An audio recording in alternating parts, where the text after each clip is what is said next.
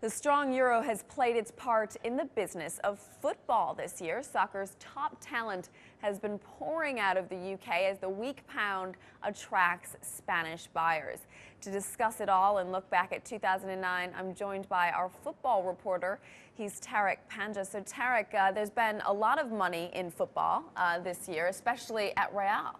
Especially at Real, and what they've done is buck the trend. They've managed to go to a bank, ask for 200 million euros and get it. That's been quite difficult in the last year for most businesses, and all that money's been lavished on some of the best talent, including Cristiano Ronaldo, who joined for a world record £80 million from Manchester United in June. Now, let's talk about Barcelona, because they swept all the trophies, the big trophies this year. In fact, big trophies, small trophies, you name it, they swept everything. But next year's going to be harder for them. Well, if you think they've won everything they can, it can only be harder, because it was unprecedented. I don't think it's going to happen again. Let's not forget, it was also in the first season of rookie manager Josep Guardiola, who joined the club as a ball boy when he was 14. So he started as a player, captained the team, and managed them to everything. What a great life he's had as a Barcelona stalwart. Now, let's talk about fair play, because we've had this headline-setting handball by Thierry Henry. We have. This was crucial. I think it happens all year round. You have these moments where people will try and take advantage. But the thing with this game was, it was to decide who will go into the World Cup in 2010. Ireland or France. The plucky Irish lost at home in Dublin. Everyone thought that, you know, they're going to go to France, get beaten. They took a 1-0 lead.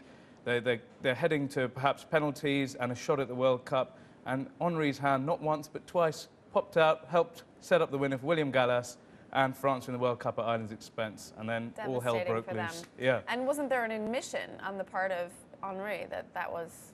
Yeah, the gent that he is, he immediately after the game, he said, yes, you know, I used my hand. I'm really sorry, but the referee should have seen it. But it wasn't enough, you know, pilloried all over the world, even many people in France saying, oh, you know, this is very, very un-French-like, we should replay the game. But, you know, France are at the World Cup, Ireland aren't, and Henry, yes, his reputation was tarnished then, but he's been a great player for the last decade or so. He'll bounce back, I'm sure.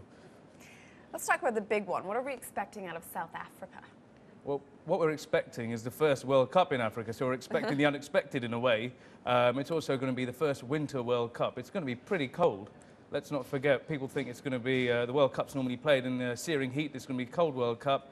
So fast-paced games, lots of goals, a lot of teams in form at the moment. Spain, European champions, never won the World Cup. Could they win the World Cup? Possibly. They've got some of the best talent. Obviously Brazil there, 5-time world champions, won the Confederations Cup last year. They go in as one of the favourites, and you know, perennial wishful thinking here in England that can England win the World Cup? Who knows? They've got a great coach. They might have a chance as well. You have to talk about England, don't you? We must, you know. Because you live here. We live here. Okay, thanks very much. Okay, football players are used to getting some abuse for the money that they make, but this year that privilege was also extended to the world's financiers.